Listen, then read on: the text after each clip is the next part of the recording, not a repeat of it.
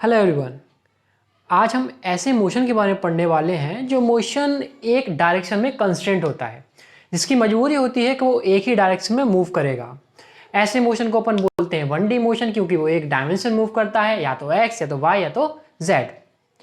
इसको अपन एक और नाम देते हैं कि चूंकि एक डायरेक्शन मूव कर रहा है इसलिए अपन बोलते हैं motion in a straight line. और चूंकि ये मोशन, इसको एक और नाम देते हैं काइनेमेटिक्स। तो आज अपन पढ़ने वाले हैं 1D motion, motion in straight line, या काइनेमेटिक्स बोल दीजिए, या फिर रेक्टिलिनियर मोशन बोल दीजिए, सब नाम एक ही है। इस चैप्टर को पढ़ाने से पहले सबसे बेसिक बात आती है 9th में पढ़ी हुई डिस्टेंस और डिस्प्लेसमेंट की, कि भाई डिस्टेंस क्या होती है और डिस्प्लेसमेंट क्या होती है। तो यहां मैं लिख रखा है, देखिए डिस्टेंस क्या होता है। डिस्टेंस मतलब होता है कि actual path travelled by the object. तो मान लीजिए मैं रास्ते में चल रहा हूं और मैं जो पाथ ले रहा हूं उस पाथ की लेंथ जो होगी वो क्या होगी, डिस्टेंस होगी। डिस्टेंस एक होती है स्केलर क्वांटिटी होती है। मेरा मतलब डिस्टेंस की कोई डायरेक्शन नहीं होती है, सिर्फ और सिर्फ मैग्नीट्यूड होता है। अब बात आती है डिस्प्लेसमेंट की। तो जो डिस्प्लेसमेंट होता है इसका नाम होता है shortest distance between initial point and final point. मान लीजिए मैं कहीं से चल के, मान लीजिए किसी पॉइंट पे चल के रैंडमली मूव करते करते किसी पॉइंट पे पहुंच गया, तो उन दोनों पॉइंट के बीच की क्या शॉर्टेस्ट डिस्टेंस हो सकती है, वही मेरा डिस्प्लेसमेंट कहलाएगा। और ये चीज होती है वेक्टर क्वांटिटी है। Displacement is a vector quantity. मतलब वेक्टर क्वांटिटी चूंकि है तो इसकी डायरेक्शन भी होगी और इसका कुछ मैग्नीट्यूड भी होगा, इसलिए हमें बहुत दिमाग से इसको सॉल्व करना होता है। एक एग्जांपल ले लेते हैं। मान लीजिए कि एक पार्टिकल था इनिशियल पॉइंट IP पे, उसने मूव करना स्टार्ट किया इस पाथ के अलोंग गया इस तरह से और इस फाइनल पॉइंट B पर पहुंच गया। ठीक है, एक सवाल पूछता है कोई, भाई इसकी डिस्टेंस क्या होगी? तो distance is nothing but it's a actual path. तो उसने एक्चुअल पाथ जो मूव किया और इसको मेजर करने के बाद जो उसकी लेंथ आएगी वही मेरी क्या कहलाएगी, डिस्टेंस कहलाएगी। और डिस्प्लेसमेंट क्या होगा? डिस्प्लेसमेंट जो होगा वो इसका शॉर्टेस्ट पाथ होगा। तो देखिए हमेशा दो पॉइंट के बीच में जो शॉर्टेस्ट पाथ आता है वो उनके बीच की एक स्ट्रेट लाइन ही आती है। तो इस पॉइंट से इस पॉइंट तक को जोड़ने वाली स्ट्रेट लाइन ही क्या कहलाएगी, डिस्प्लेसमेंट। तो इसकी जो डिस्टेंस होगी, मतलब ये जो डिस्टेंस होगी वो क्या होगा, इस डिस्प्लेसमेंट का मैग्नीट्यूड होगा। लेकिन डायरेक्शन निकालना भी इंपॉर्टेंट है क्योंकि ये वेक्टर क्वांटिटी है। तो डायरेक्शन कैसे निकालते हैं, आइए थोड़ा सा वेक्टर में आपको लेके चलता हूं। तो मान लीजिए एक मेरा कार्टेशियन सिस्टम है, ये मेरा x कोऑर्डिनेट है, मेरा y कोऑर्डिनेट है, और पार्टिकल जो था वो इनिशियली A पॉइंट पे था। ठीक है, पार्टिकल इनिशियली A पॉइंट पे था। हम लोग उस पॉइंट को डिफाइन करते हैं पोजीशन वेक्टर से। किस से डिफाइन करते हैं? Position vector. पोजीशन वेक्टर क्या होता है भाई? एक ऐसा वेक्टर जो किसी भी पार्टिकल की ऑरिजिन के रिस्पेक्ट में उसकी पोजीशन बता रहा होता है। तो ऑरिजिन के रिस्पेक्ट में इसकी पोजीशन कितनी है, RA वेक्टर। सही है, समझ में आ रहा होगा। जिसने वेक्टर पढ़ा होगा मेरे हिसाब से उसको तो ये बात समझ में आ रही होगी। अब बात करते हैं मूव करते करते पार्टिकल जो है B पर पहुंच गया। ठीक है, तो B का भी कोई पोजीशन वेक्टर होगा ऑरिजिन के रिस्पेक्ट में, तो उसको अपन ने RB बोल दिया। ठीक है, अब डिस्प्लेसमेंट क्या होता है भाई? उनके बीच की शॉर्टेज डिस्टेंस ये चीज हो जाएगी। ठीक है, पार्टिकल कैसे मूव किया, A से B की तरफ, तो ये वेक्टर निकालना है मुझे, इसको मैंने बोल दिया डेल्टा S। तो with the help of triangle law of vector addition, सबको पता होगा कि triangle law of vector addition solve करेंगे तो डेल्टा S की वैल्यू कितनी आ जाएगी, RB vector minus RA vector. ठीक है, अच्छा अब मुझे अगर इस डिस्प्लेसमेंट का मैग्नीट्यूड लेना है तो इसका मैं मैग्नीट्यूड ले लूंगा दोनों तरफ, तो ये मेरा इसकी वैल्यू आ जाएगी। और जो मेरे डायरेक्शन आएगी वो डायरेक्शन हमेशा मैं कहां से लूंगा, इनिशियल से फाइनल की तरफ। ठीक है, इनिशियल से फाइनल की तरफ होगी इसकी डायरेक्शन। तो ये डिस्टेंस और डिस्प्लेसमेंट का पार्ट होता है, बहुत आसान पार्ट होता है, कोई नहीं पूछेगा आपसे कभी। एक मैं आपको प्रैक्टिकल लाइफ का एग्जांपल देता हूं। देखिए जो चींटियां होती हैं, मान लीजिए डेजर्ट में चींटियां होती हैं। ठीक है, चींटियां हैं खाने की तलाश में बाहर निकलती हैं। जब खाने के तलाश में बाहर निकलती हैं, खाने की खोज करती है, तो अपने घर से बहुत दूर निकल जाती हैं। ठीक है, कई कई 500 मीटर तक निकल जाती है। अब हमारे लिए 500 मीटर बहुत छोटी सी क्वांटिटी याद की है, लेकिन चींटी कितनी छोटी होती है, उनके लिए 500 मीटर कितनी बड़ी क्वांटिटी होगी। ठीक है, तो खाने के लिए वो क्या हुई, चींटियां जो है घर से बाहर निकली, इस तरह से पाथ मूव करते करते करते करते 500 मीटर ने डिस्टेंस ट्रेवल कर ली। खाना जब उन्हें मिल गया तो चींटियों को घर आने में समय ना लगे, तो चींटियां हमेशा क्या करती हैं, शॉर्टेस्ट पाथ को चूज करती है। ये मेरा मतलब वो है हमेशा डिस्प्लेसमेंट करती हैं चींटियां। अब कैसे करती हैं कोई क्लू नहीं होता उनके पास, लेकिन फिर भी उनके सेंसर्स उसको जो उनकी इंद्रियां हैं उनको मदद करती हैं इस पॉइंट से इस पॉइंट तक आने में शॉर्टेस्ट डिस्टेंस के थ्रू, डिस्प्लेसमेंट के थ्रू। ठीक है, अब बात आते हैं इस चैप्टर का सबसे बढ़िया पार्ट, सबसे कंसेप्चुअल पार्ट। इस चैप्टर का ऐसा कोई इंपॉर्टेंस नहीं है, अगर आप समझे इससे डायरेक्ट क्वेश्चन आएंगे तो बहुत रेयर मिलेंगे, लेकिन ये जो चैप्टर्स हैं आपके मैकेनिक्स पूरा का पूरा, ये आपका पूरा 11-12 का बेस बनाता है। और अगर ये क्लियर नहीं होगा तो बाद में आपको आगे चल के दिक्कत आएगी। इसलिए कोशिश कीजिएगा कि आपके वेक्टर्स हुआ काइनेमेटिक्स हुआ, आपके न्यूटन्स लॉ ऑफ मोशन हुए, फ्रिक्शन हुए, ये सब आपके बेसिक्स तो कम से कम बहुत अच्छे क्लियर होने चाहिए। अब मान लीजिए कि मैं एक पार्टिकल के मोशन को ऑब्जर्व करता हूं, मेरे पास एक पार्टिकल है, उसको मैंने मूव कराया, उसके पार्टिकल को मैंने इसका मोशन को लिखा। अब देखिए यहां पर मेरे को पता चला कि भाई पार्टिकल x1 पोजीशन पे था एट द टाइम t1 पे, मूव करा, x2 पे पहुंचा, टाइम t2 लगा, x3 पे पहुंचा, टाइम t3 लगा, और फिर x4 पे यहां पे आया। इसका मतलब पार्टिकल यहां मूव किया और फिर वापस मुड़ा। ठीक है, मुड़ के पहुंचा x4 पे, टाइम t4 पे, और कुछ देर बाद टाइम t5 पे ये वापस से x5 पोजीशन पे आ गया जो कि x1 के बराबर थी। मतलब ये दोनों जहां से चला वहीं पर वापस आ गया। क्लियर? इसी चीज को मैंने थोड़ा सा जो है ग्राफिकल फॉर्म में लिख दिया। ग्राफिकल फॉर्म में अगर मैं ध्यान से देखूं तो ये मेरा क्या है, पोजीशन वर्सेस टाइम ग्राफ है। ठीक है, पोजीशन वर्सेस टाइम ग्राफ बनाया तो मैंने यहां पर x1, x2, x3, x4, x5 बना दिए, time t1, t2, t3, t4, t5 बना दिया। ठीक है, x1 के t1 के करस्पॉन्डिंग x1 पे था तो ये पॉइंट बना दिया, t2 के करस्पॉन्डिंग x2 पे था तो ये पॉइंट बना दिया, t3 के करस्पॉन्डिंग यहाँ पे था तो ये पॉइंट बना दिया, इधर t4 के लिए, t5 के लिए। तो मेरे पास ये पॉइंट मिल गए और मैंने एक रैंडम कर्व बना दिया कि भाई ठीक है इस तरह से मूव कर रहा होगा पार्टिकल, तो ये मेरा कर्व है कुछ, मान लीजिए इसको। ठीक है, ध्यान देने वाली बात यह है कि अगर मैं आपसे बोलूं कि क्या पार्टिकल इस कर्व पे मूव कर रहा है, तो जिसने हाँ कहा उसको समझ में नहीं आया होगा। पार्टिकल सिर्फ और सिर्फ इसके अलॉन्ग मूव कर रहा है, ये उसका क्या है, रोड है, इसी रोड पे मूव कर रहा है पार्टिकल। कभी x1 पे था, कभी x2 पे था, x3 पे था। ये जो लाइन है ना, ये टाइम के रिस्पेक्ट में पोजीशन को डिपिक्ट कर रही है, उसको बता रही है। जैसे फॉर एग्जांपल किसी भी टाइम पर पार्टिकल की पोजीशन क्या थी रोड पे, ये थी। किसी भी टाइम पर पार्टिकल की पोजीशन क्या थी रोड पे, ये थी। किसी भी टाइम अनदर टाइम पे पार्टिकल की पोजीशन क्या थी रोड पे, ये थी। तो ये ग्राफ उसको रिप्रेजेंट कर रहा है। ठीक है, ये गलती मत कीजिएगा। अब आते हैं अपन कॉन्सेप्ट नंबर 1 पे। कॉन्सेप्ट नंबर 1 है हमारा एवरेज वेलोसिटी।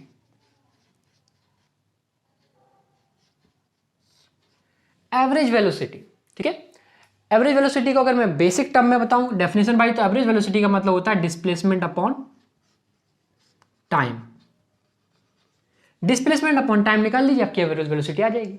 जैसे कि मान लीजिए मैंने कहा कि भाई what is the average velocity. Average velocity को अपन वी बार से लिखते हैं, कई लोग इसको वी एवरेज भी लिख देते हैं, दोनों बात एक ही है। तो मुझे निकालनी है v average velocity between time t1 and t2, between time t1 and t2। जब पार्टिकल t1 और t2 के बीच की जो मुझे एवरेज वेलोसिटी बतानी है तो कैसे लिखूंगा, डिस्प्लेसमेंट अपॉन टाइम। और डिस्प्लेसमेंट क्या होता है, पोजीशन वेक्टर्स का डिफरेंस। अच्छा एक बात और सुनिए, जब भी मैं मैकेनिक्स के क्वेश्चन सॉल्व करूंगा, मेरे क्वेश्चन सॉल्व करने से पहले मुझे अपने कोऑर्डिनेट सिस्टम को डिफाइन करना बहुत ही ज्यादा जरूरी है। जैसे कि इस केस में पार्टिकल एक ही डायरेक्शन मूव कर रहा था, तो या तो ये x होगा, या तो y होगा, या तो z होगा, तीन में से कोई एक होगा। मान लेते हैं x सही है। तो अब मुझे बताना पड़ेगा पार्टिकल x, पॉजिटिव x किस डायरेक्शन में है। तो मान लेता हूं कि x जो है वो इस डायरेक्शन में है, मतलब x इस डायरेक्शन में इंक्रीज कर रहा है। ऑरिजिन कहां है इससे फर्क नहीं पड़ता है, क्वेश्चन में आपको आगे बताऊंगा। आप ऑरिजिन यहां मान लीजिए, यहां मान लीजिए, यहां मान लीजिए, यहां मान लीजिए, कोई फर्क नहीं पड़ेगा, लेकिन x किस डायरेक्शन में इंक्रीज हो रहा है यह बताना बहुत ही ज्यादा जरूरी है। जैसे इस ग्राफ को बनाते समय मैंने मान रखा है कि x जो है यहां पर है। इस ग्राफ को बनाते समय मैंने मान रखा है कि x बराबर 0 यहां पर है। ठीक है, तो मैंने डिफाइन कर दिया कि भाई इंक्रीजिंग x जो है इस डायरेक्शन में है। तो बताइए एवरेज वेलोसिटी क्या होगा t1 और t2 के समय टाइम पे, that is displacement upon time. Displacement क्या है, पोजीशन वेक्टर का डिफरेंस। तो t2 पे कहां था, x2 पे था, और t1 पे कहां था, x1 पे था। टाइम क्या है, t2 माइनस t1। तो ये आ गया मेरे पास एवरेज वेलोसिटी। अब एक समझदार बच्चा इसको देख के बता सकता है ये चीज पॉजिटिव आने वाली है। क्यों? क्योंकि देखिए x किस डायरेक्शन में इंक्रीज हो रहा है, इस डायरेक्शन में x बढ़ रहा है, तो ऑब्वियस बात है x2 x1 से बड़ा होगा और t2 तो हमेशा t1 से बड़ा होना ही होना है। ठीक है, अब मैं आपसे पूछता हूं what is the average velocity between time t2 and t4। t2 and t4 के बीच में क्या एवरेज वेलोसिटी है? तो एक समझदार बच्चा बोल देगा that is equal to displacement upon time and that is equal to x4 minus x2 upon t4 minus t2। ये क्वांटिटी तो हमेशा पॉजिटिव होने वाली है। अब बताओ ये क्वांटिटी क्या होगा? फिर से एक समझदार बच्चा बोल देगा कि भाई x2 के इस डायरेक्शन बढ़ रहा है, पार्टिकल x2 यहां पर है, x4 यहां पर है, इसका मतलब x2 जो है x4 से बड़ा होगा, इसका मतलब ये क्वांटिटी लेस देन 0 आने वाली है। इसका मतलब t2 और t4 के बीच में एवरेज वेलोसिटी कैसे है कि लेस देन 0। फिर मैं आपसे कहूंगा कि what is the average velocity between t1 and t5। Time t1 और t5 के बीच में एवरेज वेलोसिटी क्या है? तो बोलोगे that is a displacement that is x5 minus x1 upon t5 minus t1। अब एक समझदार बच्चा बोलेगा सर ये तो 0 आने वाली है। क्यों? क्योंकि x5 जो है वही है जहां x1 है, तो पार्टिकल मूव किया, वापस लौट के अपनी पोजीशन पे आ गया। इससे मैंने क्या देखा, इससे मैंने सीखा क्या कि पहली बात एवरेज वेलोसिटी जो होती है वो डिस्प्लेसमेंट अपॉन टाइम होती है। दूसरी बात जो एवरेज वेलोसिटी होती है वो 0 भी हो सकती है, नेगेटिव भी हो सकती है और पॉजिटिव भी हो सकती है। तो ऐसा कहीं नहीं लिखा कि एवरेज वेलोसिटी 0 नहीं हो सकती, पॉजिटिव नहीं हो सकती और नेगेटिव नहीं हो सकती, 3 हो सकती हैं। ठीक है, तो ये थी हमारे पास एवरेज वेलोसिटी, बिल्कुल सिंपल और सादा भाषा। एक बात और देखिए कि अब मैं इसको और क्या लिख सकता हूं, इस ग्राफ के थ्रू देखिएगा। डिस्प्लेसमेंट अपॉन टाइम, मैंने कहा what is the average velocity between time t1 and t2, that is displacement, that is x2 minus x1 divided by t2 minus t1। इसको ध्यान से देखिए इस ग्राफ में, तो आपको पता चलेगा x2 कहां पर है, यहां पर है। या फिर थोड़ा सा लीजिए what is the average velocity between t2 and t3, that is x3 minus x2 upon t3 minus t2। ठीक है, तो देखिए यहां पर मुझे देखिए x2 कहां पर है, यहां पर है, x3 कहां पर है, ये है। तो डिस्प्लेसमेंट क्या होगा? It is the shortest distance, तो ये मैंने ले लिया शॉर्टेस्ट डिस्टेंस। ठीक है, तो ये हमें अब देखिए, अब आप मुझे ये बताइए कि इसका डिस्प्लेसमेंट क्या होगा? इट इज दी, फिर से करता हूं,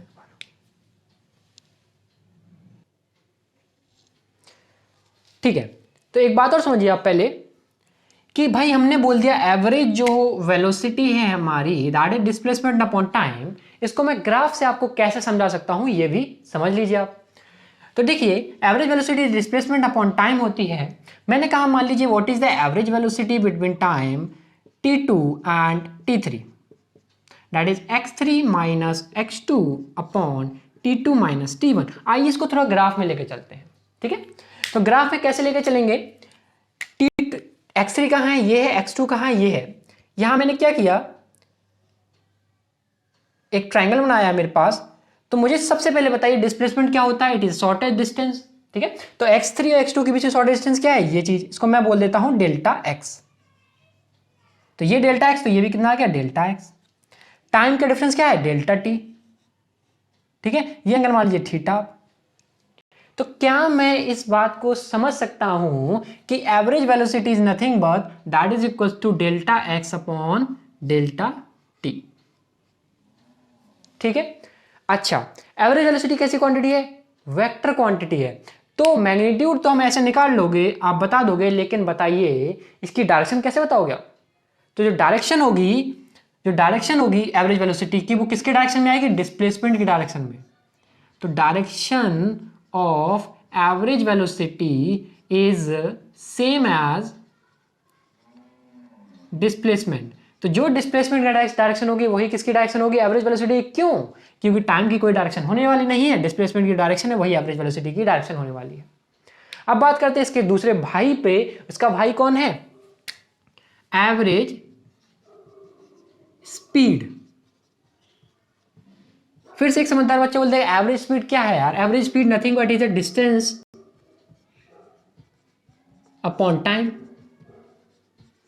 डिस्टेंस ट्रेवल्ड अपॉन टाइम क्या है, एवरेज स्पीड है। तो क्या एवरेज वेलोसिटी और एवरेज स्पीड सेम होंगी? हो भी सकती हैं और नहीं भी हो सकती हैं। कैसे? देखिए, डिस्टेंस और डिस्प्लेसमेंट में जिसको अंतर पता होगा वो बता देगा। देखिए, जैसे मैं आपसे पूछूं कि what is the average speed from T1 to T5, जब पार्टिकल T1 से मूव किया इस टाइम T1 पे, वापस T5 पे हमने जब कैलकुलेट किया, तो बताइए एवरेज स्पीड कितनी है? तो that is equals to distance travelled upon time. अब एक समझदार बच्चा बोलेगा डिस्टेंस ट्रेवल्ड कैसे निकालें? Total path. तो देखिए पार्टिकल का मोशन कैसे हुआ होगा, पहले वो x1 से x2 पे गया, फिर x2 से x3 पे गया, x3 से वापस x4 पर आया और x4 से वापस x5 पे आ गया। इसका मतलब ये पूरी डिस्टेंस जो मैं लूंगा ये यहाँ पे सब्स्टिट्यूट कर दूंगा, टाइम मुझे पता है T5 माइनस T1 और ये मेरा आंसर आ जाएगा। लेकिन यही मैं आपको बताने की कोशिश कर रहा हूं कि लेकिन इसी केस में जब हमने एवरेज वेलोसिटी निकाला था तो आंसर 0 आ रहा था। क्यों? क्योंकि यहाँ डिस्प्लेसमेंट था और डिस्प्लेसमेंट तो इसमें 0 आ रहा है। ठीक है, तो never ever try to confuse between average speed and average velocity. This two concept are separate, दोनों अलग अलग चीज हैं और दोनों की डेफिनेशन भी अलग अलग चीज है। ठीक है, अब बात करते हैं इस पर्टिकुलर पार्ट का सबसे important part, that is instantaneous velocity. चलिए उसे देखते हैं। तो इंस्टेंटेनियस वेलोसिटी का मतलब समझिए, सिंपल शब्द होता है। इंस्टेंटेनियस का मतलब होता है एक पर्टिकुलर इंस्टेंट पे या पर्टिकुलर टाइम पे। तो किसी पर्टिकुलर टाइम पे जो आपको वेलोसिटी देगा वही क्या है? इंस्टेंटेनियस वेलोसिटी है।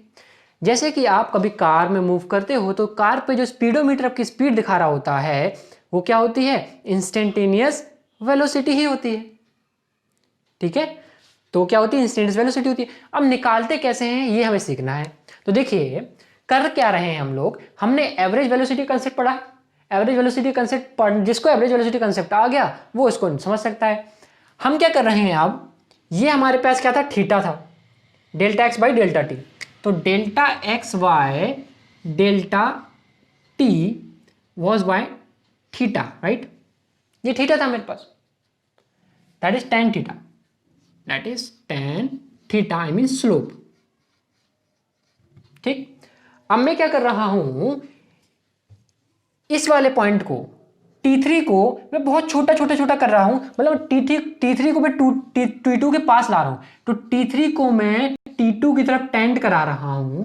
मतलब जैसे समझ लीजिए कि T2 मेरा 2 सेकंड था, तो T3 मान लीजिए इनिशियली T3 था जो मैंने इनिशियल लिया था, मान लीजिए 3 सेकंड था। अब मैं T3 को छोटा कर रहा हूं, छोटा करते आ रहा हूं, छोटा करते आ रहा हूं, उसको कम करते आ रहा हूं, उसको कम करते आ रहा हूं, और मैं T3 को कितना लेके आ गया?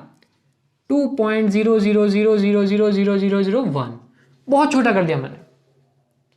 तो आप ध्यान से देखिए, जब मैं T3 को T2 के पास लाऊंगा, जब मैं T3 को T2 के पास लाऊंगा तो क्या थीटा एंगल बढ़ेगा? नहीं बढ़ेगा। क्यों नहीं बढ़ेगा? देखो, अब मैं T3 को यहां पे लेके आ गया मान लो, तो क्या ये थीटा बढ़ नहीं गया? बढ़ गया। और जब मैं इस T3 को T2 के वेरी क्लोज ले आऊंगा, लगभग टेंड करा दूंगा T2 के पास, बिल्कुल पास, क्या दोनों वैल्यू लगभग बराबर हैं? हाँ, लेकिन बराबर नहीं है। बराबर है लेकिन बराबर नहीं है क्योंकि डिफरेंस है। तो जब मैं बिल्कुल पास ले आऊंगा तो थीटा कैसा हो जाएगा? टेंजेंट हो जाएगा, टेंजेंट टू T2, T2 के जस्ट टेंजेंशियल हो जाएगा। इस ग्राफ के थ्रू समझाता हूं आपको, ध्यान से देखिएगा। जब मैं T3 को T2 के बिल्कुल पास ले आऊंगा तो क्या ये थीटा टेंजेंशियली हो जाएगा? तो ये मेरा हो जाएगा इस समय थीटा। क्लियर है?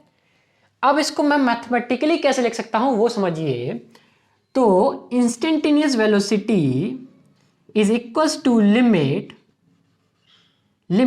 Time tending to delta t tending to 0। अभी समझाता हूं आपको।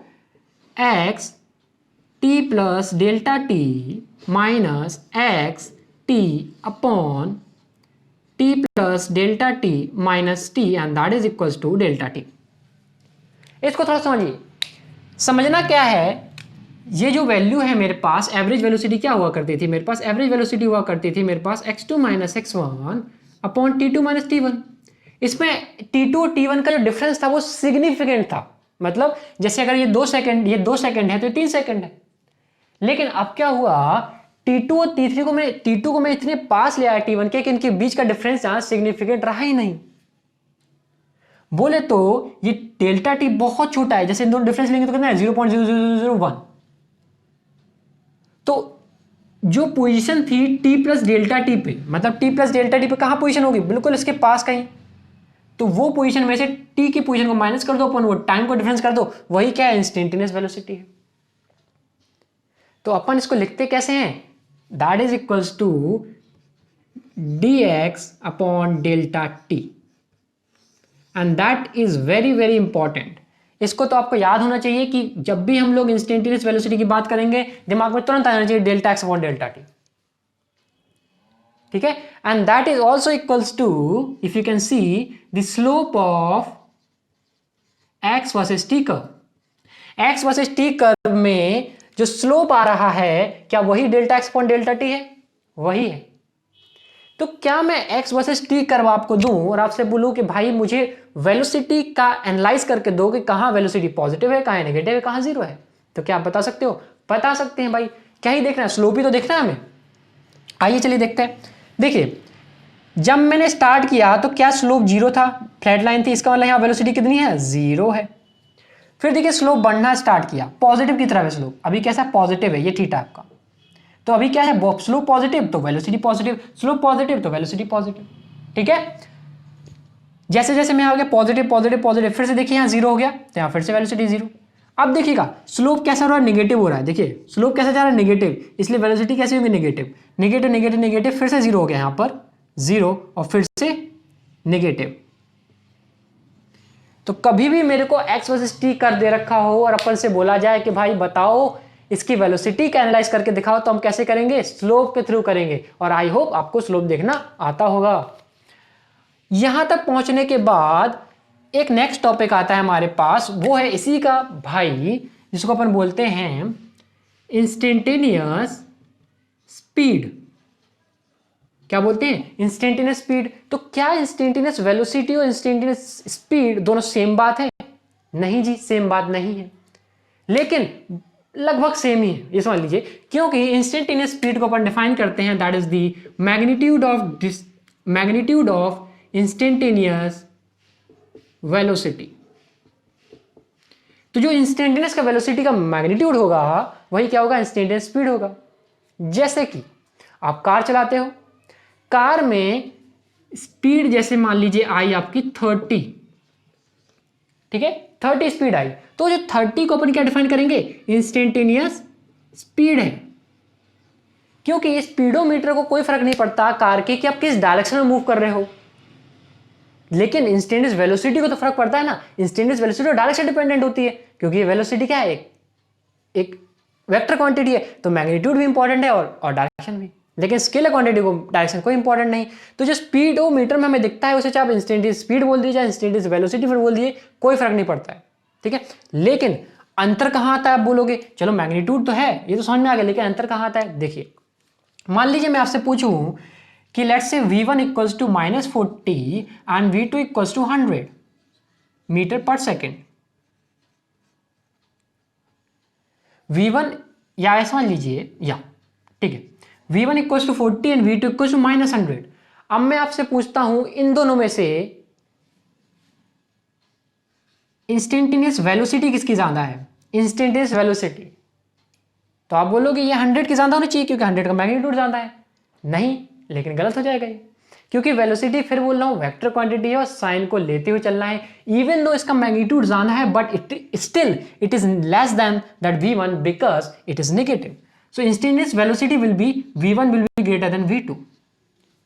लेकिन अगर मैं अपना क्वेश्चन चेंज करके आपसे बोल लूं what is the instantaneous speed, instantaneous speed का क्या रिलेशन है, तो आप बोलोगे instantaneous speed is nothing but it is the magnitude of the instantaneous velocity. So while taking the magnitude of v1 and v2 we can write v2 is greater than v1 because दोनों ही positive हो जाएंगे, magnitude को sign से कोई मतलब नहीं, तो कौन ज्यादा है, v2 greater than v1। तो यहां डिफरेंस आता है, समझ में आ रहा है।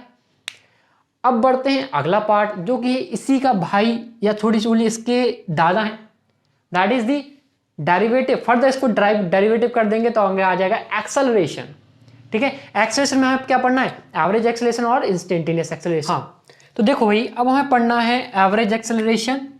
तो एवरेज एक्सेलरेशन।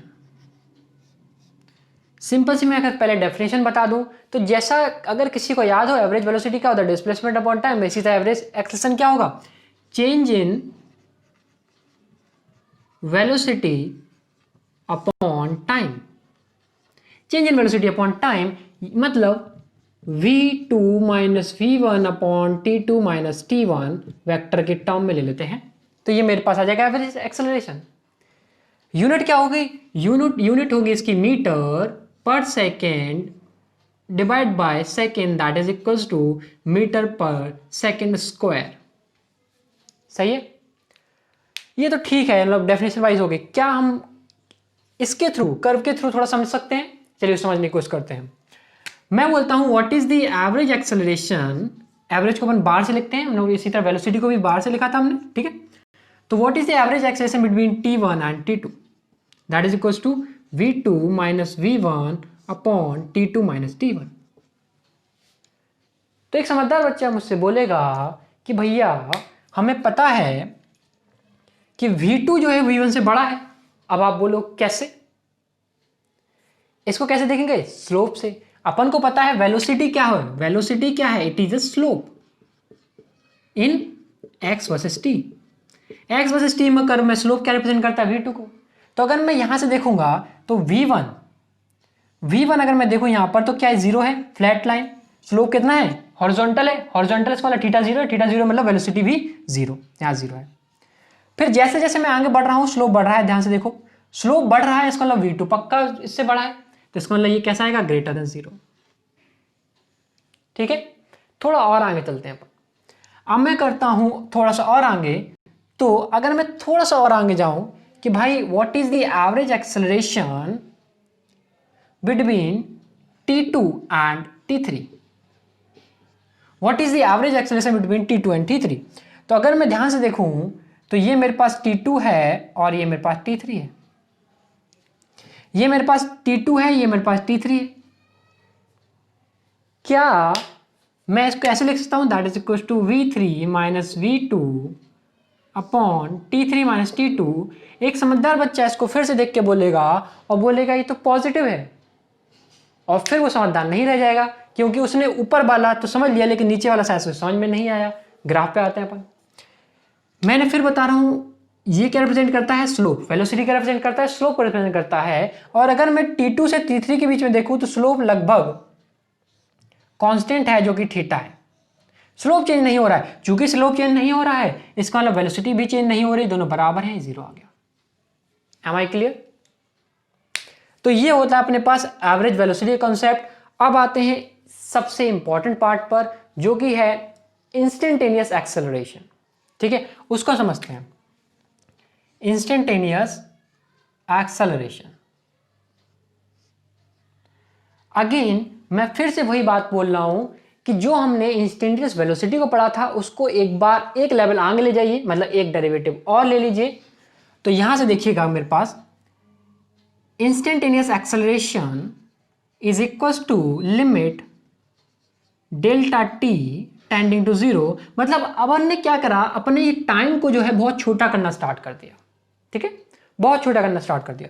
तो जब इनका डिफरेंस टाइम का लगभग जीरो को अप्रोच करेगा, लेकिन जीरो नहीं होना चाहिए, जीरो को अप्रोच करेगा, मतलब अप्रोच करने का मतलब ये डिफरेंस जो है बहुत छोटा छोटा, बहुत छोटा, ये इतना सा जीरो है लेकिन जीरो जीरो की तरह लग रहा है लेकिन जीरो नहीं है।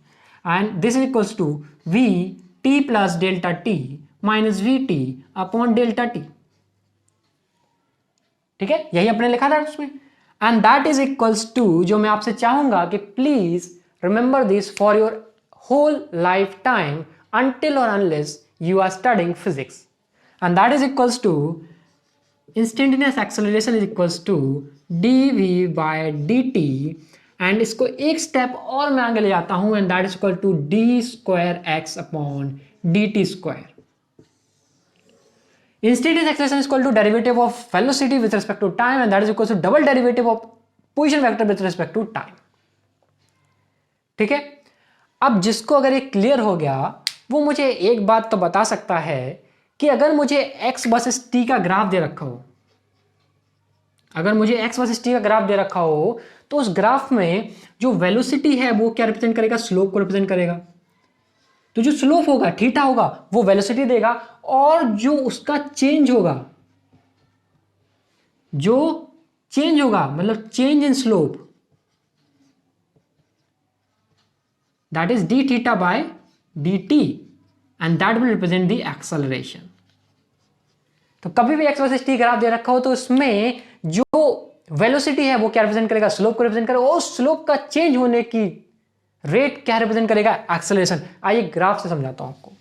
जैसे मान लो ये ग्राफ दे रखा है, इसमें बोलता है कि try to analyse the acceleration within the graph. तो आपको ग्राफ में एनालाइज करना है डिफरेंट डिफरेंट टाइम इंटरवल के लिए, उसे समझते हैं। मैं सबसे पहले बात करता हूं इस पर्टिकुलर पार्ट की, यहां से यहां तक। तो ये यहां से अगर देखने पे मैं समझाऊं तो भाई स्लोप देखिए, एक्स वर्सेस टी में वेलोसिटी बताना बहुत आसान है। क्यों? क्योंकि स्लोप ही तो देखना है, और स्लोप देखना कोई बड़ी बात नहीं है। लेकिन चेंज इन स्लोप देखना बड़ा ही अनफ्रेंडली हो जाता है, हम अनकंफर्टेबल फील करते हैं। तो उसके लिए क्या करना है अपन को, एक किसी पर्टिकुलर टाइम पे स्लोप देखना है, अगले उसके जस्ट बाद एक बार स्लोप देखो, बढ़ रहा है घट रहा है, आपको पता चल जाएगा। जैसे कि इस पर्टिकुलर रेंज में देखना है तो यहां स्लोप 0 था, यहां स्लोप पॉजिटिव हो गया, इसका मतलब स्लोप बढ़ रहा है, स्लोप बढ़ रहा है, इसका मतलब एक्सेलरेशन कैसा है, पॉजिटिव है।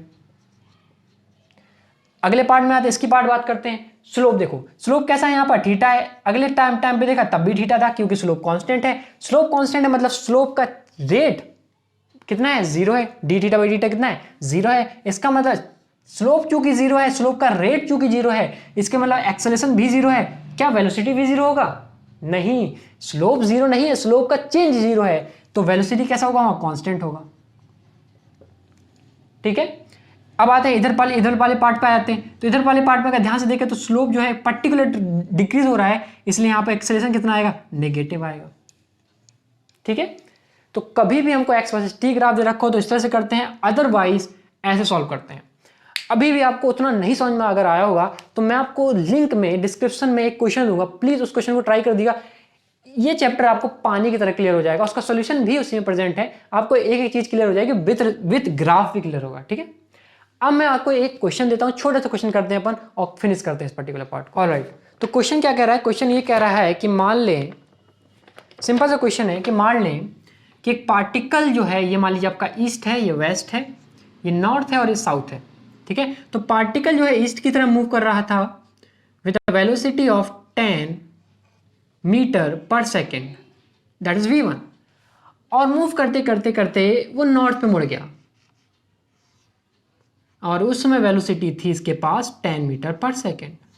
ठीक है, पार्टिकल ऐसे मूव कर रहा था और फिर ऐसे मुड़ गया। तो यहां पर वेलोसिटी दे रखा है, यहां पर वेलोसिटी दे रखा है, पूछा है आपसे, तो यहां पर टाइम मान लीजिए t1 है, t1 बराबर 0, ये t1 बराबर 0 की कहानी है, और इस पॉइंट पे मान लीजिए v2 जो है वो t2 बराबर √2 सेकेंड की कहानी है। क्वेश्चन में पूछा गया है कि what is the average acceleration and इसका मैग्नीट्यूड बताओ मुझे और डायरेक्शन बताओ, इसका मैग्नीट्यूड और डायरेक्शन, क्योंकि एवरेज एक्सेलरेशन कैसी क्वांटिटी है, वेक्टर क्वांटिटी है, तो दोनों मुझे बतानी आनी चाहिए। तो करते हैं, यहाँ बेसिक वेक्टर लगेगा आपको, बेसिक वेक्टर। तो देखिए, क्या मैं सबसे पहले डेफिनेशन लिख लूं, एवरेज वेलोसिटी मतलब होता है, it is the average acceleration मतलब होता है change in velocity upon time. तो चेंज इन वेलोसिटी क्या होगा, फाइनल माइनस इनिशियल, तो v2 vector minus v1 vector upon t2 minus t1, and that is equals to v2 vector minus v1 vector upon √2, क्योंकि t1 0 है, ये √2 है। एक समझदार बच्चा बोलेगा सर इसका आंसर तो 0 आना चाहिए, क्योंकि v2 की वैल्यू 10 है, इसकी वैल्यू 10 है, तो 0 हो जाए। अब जिसने ये बोला, या तो उसे वेक्टर आता नहीं है, और वेक्टर नहीं आता है तो उस पर जो है मैकेनिक्स चीज़ें जैसी समझने वाली नहीं है। तो वेक्टर जरूर पढ़ लें, क्योंकि ये वेक्टर क्वांटिटी है, इसमें हमें मैग्नीट्यूड तो सेम है, लेकिन क्या डायरेक्शन भी सेम है। डायरेक्शन अगर सेम नहीं है तो 0 नहीं हो सकता मेरे भाई। ठीक है, डायरेक्शन सेम होनी चाहिए तभी तो 0 होगा। ये ईस्ट में मूव कर रहा है, ये नॉर्थ में मूव कर रहा है, कैसे 0 कर दोगे आप। वेक्टर इज, तभी तो खेल है वेक्टर का, वेक्टर में मैग्नीट्यूड डायरेक्शन दोनों देखनी पड़ती है। अगर किसी ने बेसिक पढ़ा हो वेक्टर्स का तो वो बोलेगा sir v2 minus v1, v2 vector minus v1 vector is nothing but v2 vector plus minus v1 vector. ये बेसिक है। तो इसका मतलब क्या लिखा है कि v2 वेक्टर और प्लस कर दो माइनस v1 वेक्टर को। तो एक बार देखो, ये आपके पास था v2 वेक्टर, ये आपके पास था v1 वेक्टर जो कि ईस्ट में मूव कर रहा था। ये आपका ईस्ट है, ये वेस्ट है, ये नॉर्थ है और ये साउथ है। ये था v2 वेक्टर, v1 वेक्टर। ये v1 है ईस्ट की तरफ, ये नॉर्थ की तरफ। लेकिन ये प्लस v2 है, हमें क्या चाहिए माइनस v2 चाहिए। इसको तो उल्टा कर दो, उल्टा करोगे तो इसको यहाँ से हटा के यहाँ ले आओ, that is minus v1 vector. और प्लस करना तो सबको आता है, what is a vector plus b vector, triangle law of vector addition या पैरेललोग्राम से कर लीजिए आप। तो पैरेललोग्राम से करेंगे तो इसका नेट इधर आएगा and that is the v net. ठीक है, कैसे निकालेंगे? सबको पता है भाई, ये tan है, ये tan है, tan है तो ये एंगल कितना आ जाएगा 45 डिग्री आ जाएगा। फॉर्मूला लगा लो, under root of a square plus b square plus 2ab cos theta. Cos को 45 रख दो, a स्क्वायर, a को वैल्यू पता है, b वैल्यू पता है, tan पुट करोगे तो आंसर आएगा आपका, मतलब magnitude of the v2 minus v1 is equal to tan root 2 metre per second. Magnitude आ गया, टाइम से डिवाइड कर दो तो आंसर कितना आ जाएगा, magnitude of the average acceleration equals to 10 metre per second square. ये तो मैग्नीट्यूड हो गया। डायरेक्शन की क्या बात हुई भाई, डायरेक्शन भी बता देंगे। जो क्या मैं बोल सकता हूं कि चूंकि टाइम की कोई डायरेक्शन नहीं है, इसलिए जो चेंज इन वेलोसिटी की डायरेक्शन होगी वही मेरे पास एवरेज एक्सेस की डायरेक्शन होगी, वही होने वाली है। तो चेंज इन वेलोसिटी की डायरेक्शन क्या है, ये है, तो यही मेरी किसकी डायरेक्शन होगी, एवरेज एक्सेलेरेशन की। और डायरेक्शन क्या है, ये वेस्ट है, ये नॉर्थ है, और दो चूंकि एंगल सेम है तो आंसर आ जाएगा नॉर्थ वेस्ट। तो डायरेक्शन भी हो गया। तो बस आज के लेक्चर में इतना ही। अगले लेक्चर में अपन पढ़ेंगे इक्वेशन ऑफ मोशन, जिसमें अपन 3 इक्वेशन पढ़ेंगे, एसन की इक्वेशन पढ़ेंगे, और अगले लेक्चर में 3 लेक्चर लेंगे, इसका अगले लेक्चर में लेंगे प्योर ग्राफ, जिससे आपको पूरी तरह से काइनेमेटिक्स चैप्टर क्लियर हो जाएगा। तब तक के लिए आपको मैं डिस्क्रिप्शन में एक क्वेश्चन दूंगा और इसके नोट्स भी दूंगा जो मैंने आज पढ़ाए हैं, उसको पढ़िए और आपको 110% क्लियर हो जाएगा। चलिए मिलते हैं अगले लेक्चर में।